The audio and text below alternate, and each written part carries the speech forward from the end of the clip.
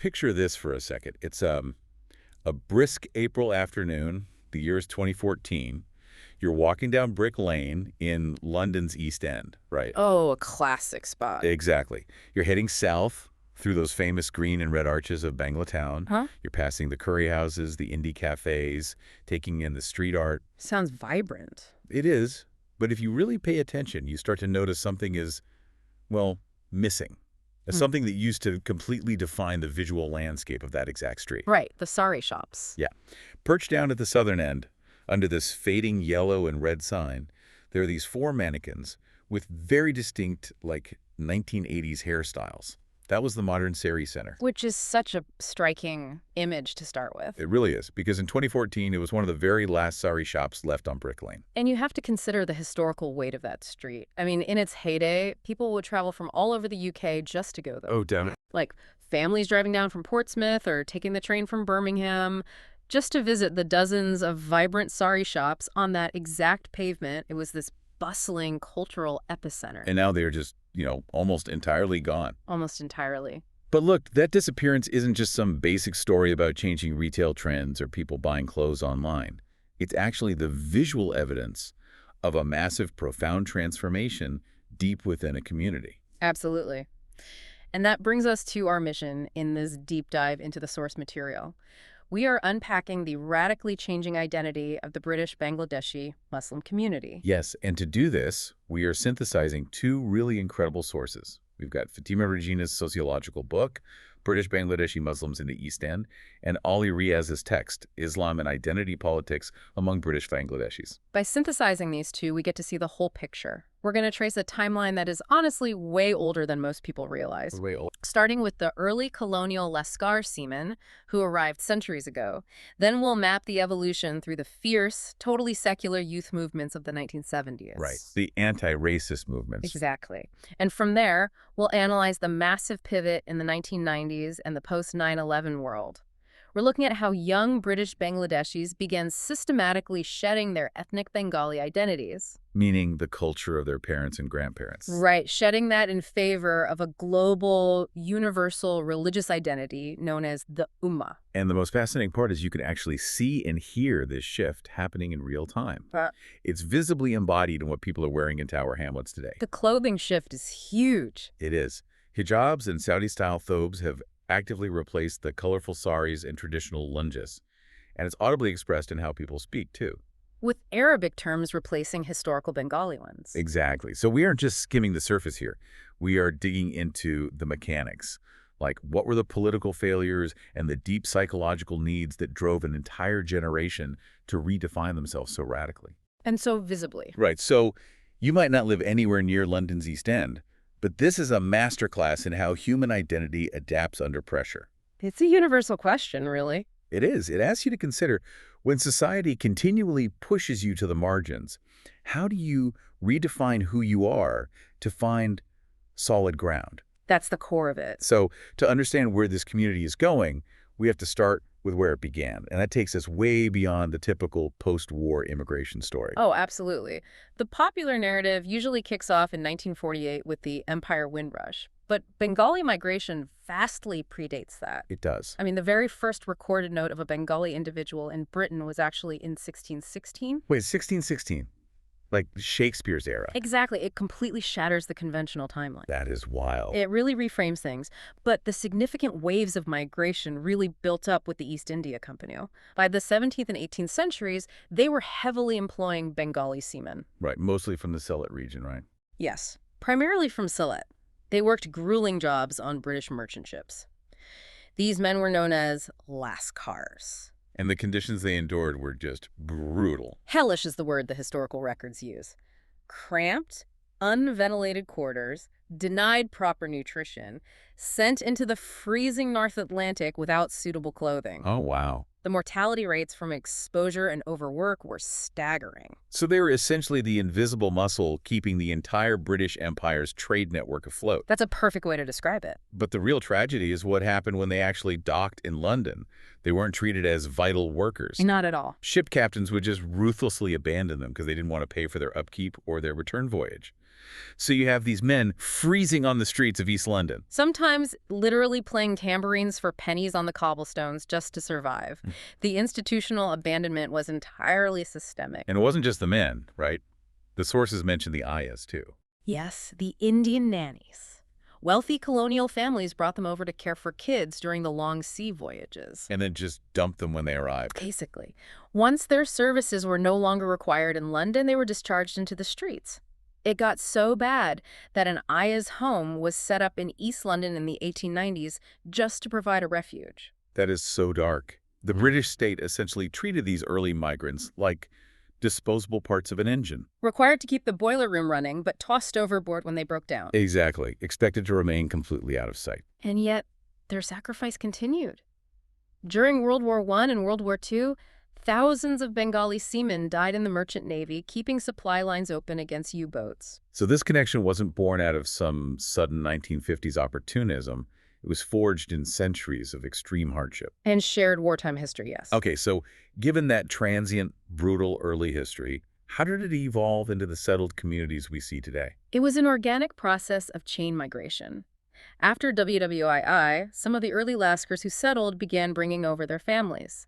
But it was a slow trickle at first, right? It was, until it accelerated massively due to a really ironic piece of legislation, the 1962 Commonwealth Immigrants Act. Oh, this is one of those great historical backfires. It really is.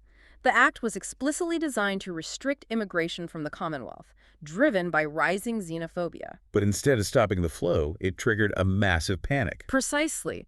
Migrant workers realized the door was about to be slammed shut, so men who might have previously just worked for a few years and gone back to Sylhet suddenly rushed to bring their wives and children over. They needed to establish permanent residency while it was still legally possible. Exactly. The legislation meant to keep them out was the catalyst that solidified their permanent presence.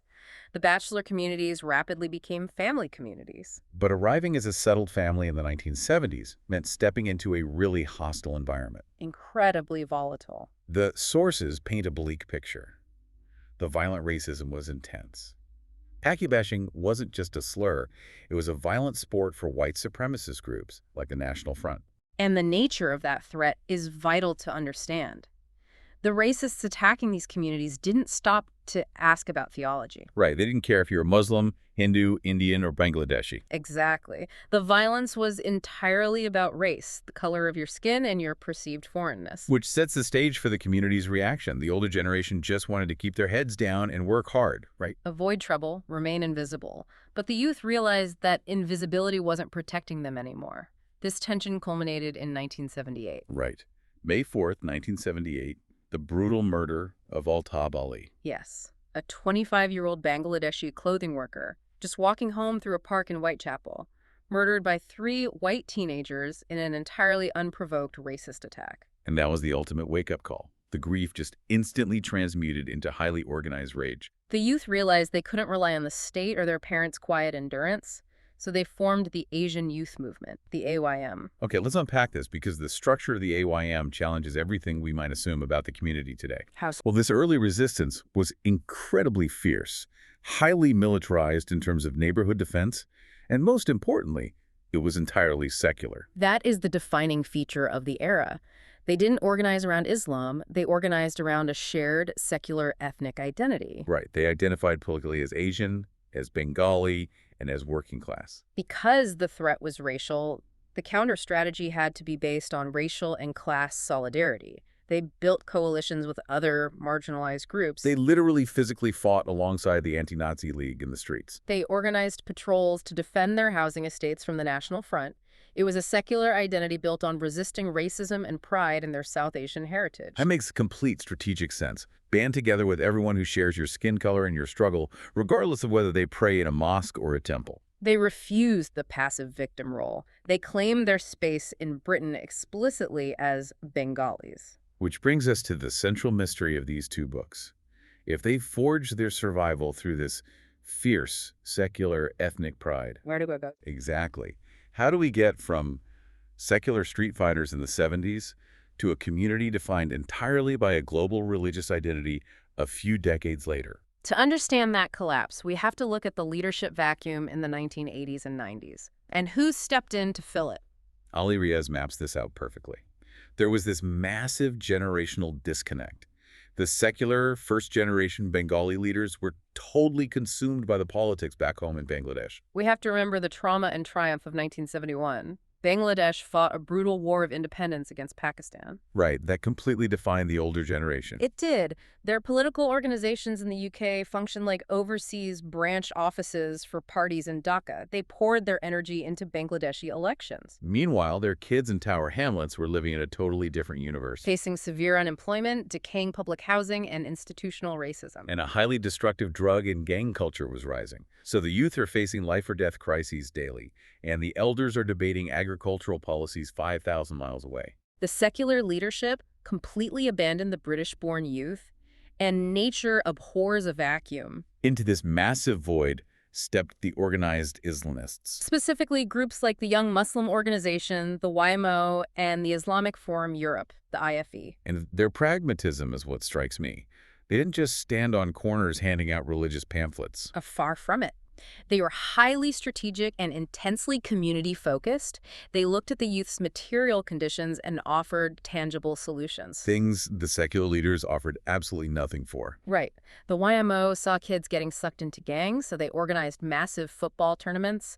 They saw the heroin epidemic, so they provided discreet counseling. They even had homework clubs for kids failing in underfunded schools. And they engaged with the youth in English, not Bengali, directly addressing their grim reality. They were doing the gritty social work the state and elders neglected, and this gave them immense street credibility. Look at the 1998 gang truce. That event is a masterclass in shifting power dynamics. Right. The gang culture in Tower Hamlets was incredibly violent. The police were ineffective, the elders had no leverage. But the YMO actually brokered a historic truce between warring gangs, On the physically and spiritually neutral territory of the East London Mosque, which is a staggering transfer of authority. The youth realized the politicians in Dhaka didn't care. The police targeted them, but these religious organizers were actually saving their lives. it cemented their legitimacy. But they weren't just offering social work. They offered a new meta-narrative. This is where the local meets the global. Think about a marginalized 19-year-old in East London, rejected by white British society, alienated from their parents, untethered. The Islamists gave them a worldview that made sense of that alienation. They connected the local struggles in Tower Hamlets with the global suffering of Muslims worldwide. So when massive global events hit the news, the Rushdie affair, the Gulf War, the Bosnian genocide, the war on terror, These weren't distant conflicts. The organizers framed them as part of a unified global struggle against Islam. they told the youth, you aren't just an unwanted ethnic minority. You are a vital part of a powerful, billion-strong global brotherhood, the Ummah. Suddenly, their marginalization had divine meaning. It was an incredibly empowering message for a demographic that felt totally powerless. You can see how the secular ethnic identity couldn't compete with that. Yeah. But the British state actually threw gasoline on this fire, didn't they? Oh, they absolutely accelerated the process. Uh, In the late 90s and 2000s, the state shifted from secular multiculturalism to a policy of faith-based cohesion. Here's where it gets really interesting. It reminds me of a corporate restructuring. Go on. Imagine a massive company deciding they won't listen to the union or HR anymore. They announce they will only negotiate through the IT department. Okay, I see where this is going. Suddenly, if you want a seat at the table or funding, Yeah. you have to learn how to code. You have to speak the language of IT because that's all management recognizes. That is a highly accurate parallel. The government used to engage with secular leaders. But as Islam became a focus of security politics, they found it bureaucratically easier to deal with faith leaders. Right, they funneled municipal funding and dialogue almost exclusively through mosques instead of secular community centers. By doing that, the government inadvertently crowned religious groups as the sole legitimate representatives. If you wanted local council leverage, you had to speak the language of faith. The state financially starved the secular organization. That was a perfect storm. The failure of secular elders, the effective grassroots work of Islamists, a narrative of global victimhood and state funding. The secular identity was totally outmaneuvered. A complete paradigm shift. And Fatima Regina's work proves this didn't just stay in private debates. It completely altered the visual landscape of Brick Lane. Yes, the concept of embodied identity, the politics of dress. Her research acts as a visual history. Let's trace it through the women. The grandmothers in the 1970s arrived wearing bright, colorful saris. usually pragmatically paired with heavy trench coats against the British weather. Right. Then their daughters, growing up in the 80s and 90s, transitioned to the shalwar kameez, the tunic and trousers. And today, the granddaughters are rejecting both. They are opting for the jilbab, a long outer garment, and frequently the niqab, the face veil. While the young men are growing beards and wearing the thobe, the ankle-length white robe. It is a deliberate shift from localized ethnic clothing to universal religious clothing. And the internal debates over this are fascinating, especially regarding the sari. For generations in Bengal, it was just normative everyday dress for everyone. Hindus, Muslims, Christians. The ultimate ethnic marker. But Regina's interviews show the younger generation views it with deep suspicion. Because of the modesty puzzle, right. The way it's draped risks revealing the midriff or arms, failing stricter interpretations of Islamic dress. That's the theological objection. But the second objection is they view it as fundamentally Hindu culture. Because it's shared across the subcontinent. Exactly. They perceive it as contaminated with polytheistic origins. They want a pure Islamic tradition free from Hindu influence. So you'd think the shalwar kameez would be the perfect solution. It covers everything, it's modest. And for a while, it was the accepted alternative. It was associated with urban mobility and Muslim identity in the subcontinent. But even that is losing ground. To understand why, we have to look at the Shabina Begum case. A watershed moment. It went all the way to the UK's highest courts. Shabina took her school to court, demanding the right to wear the jilbab, even though the school already allowed the shalwar kameez alongside a headscarf. The school thought they were being highly accommodating. Right. But Shabina, advised by her brothers, argued the shalwar kameez wasn't actually Islamic enough. Her brothers argued it was merely an expression of Pakistani or South Asian culture, with no authentic basis in religious texts. They drew a hard line separating culture from religion. They demanded a purely religious aesthetic, arguing only the jilbab fulfilled universal faith requirements. They used the legal system to formalize a break from their heritage. Yeah. They wanted to signal allegiance strictly to the global ummah. And we see the exact same process with men's dress. Regina interviews a guy named Shamim, who shares a poignant story about his father's lungi. It's a wonderful anecdote. His father was an educated, political man of the first generation. And sometimes he'd purposely stroll down Brick Lane wearing a lungi, a traditional Bengali sarong associated with rural farmers. Which in the UK is strictly considered indoor clothing. Wearing it outside is a massive breach of etiquette. Exactly. But he wore it as a deliberate political statement inspired by a defiant Bangladeshi leader. It was a statement of fierce ethnic pride. Like Gandhi wearing his dhoti to meet the King of England. Yes, weaponizing traditional cloth against British expectations of assimilation, saying, I am here, but I am unequivocally Bengali. But the younger generation of men completely rejects the lungi. They view it as mere culture, even backward. They opt for the thobe, or jubba, instead, garments from Saudi Arabia and the Gulf. So why are young men in rainy East London wearing desert robes? Because the thobe is perceived as authentically Islamic, tied to the origins of the religion. By adopting it, they are actively stripping away their Bengali heritage. Replacing it with a pan-Islamic aesthetic. This perfectly aligns with Olivier Roy's concept of decultured Islam. Yes, Roy argues young Muslims in the West feel alienated from both Western culture and their parents' culture, so they try to purge religion of cultural baggage. They don't want the Bengali Islam of their grandmothers. They want a pure, stripped-down, universal Islam, because it's highly portable. A young Bangladeshi in London can feel instant brotherhood with a Muslim from Morocco or Yemen. The specificities in Bengal are viewed as a barrier to global unity. It reminds me of the logic of open-source software. How so? Think about buying a new computer. The younger generation wants the universal operating system. The pure, clean code of Islam because it's universally compatible. Right. They do not want the regional bloatware their parents came installed with the saris, the lunges, the village superstitions. They view that as software that causes glitches. So they delete the bloatware to run the pure OS. That's a highly effective metaphor. But there's catch. To run a universal OS, you need a universal programming language. Just as the sari was replaced by the jilbab, the mother tongue was about to undergo an overhaul. Which leads us into the linguistic shift. Because claiming a new identity is intricately tied to how you construct your sentences. The history of the Bengali language is so syncretic, it absorbed a lot of outside influence. For centuries, Persian was the language of the royal courts under Muslim rulers in Bengal. So Bengali Muslims incorporated hundreds of Perso-Arabic terms into their daily vocabulary. Creating a blended dialect, Musalmani Bengali. Right. For example, they use the Persian word kuda for God, saying kuda hafiz for goodbye. They use namaz for prayer, kept roza for fasting. So the parents arriving in the UK used these Persian-influenced Bengali words. But Regina's interviews show a stark erasure of these terms by the youth. They are actively policing their language, replacing historical Persian terms with pure Arabic. Kuda hafiz is wiped out for Allah hafiz. Namaz is corrected to salah. Rosa becomes psalm. Bai becomes aki. But it's not like these kids are suddenly fluent in conversational Arabic, right? No, the vast majority are not fluent. But Arabic is functioning as a profound social glue here. Strategically dropping phrases like inshallah or mashallah establishes a powerful linguistic boundary. One young man told Regina it acts as a reinforcer. It instantly signals, I am Muslim, you are Muslim, we belong to the same group. It totally bypasses ethnicity, an instant universal loyalty badge.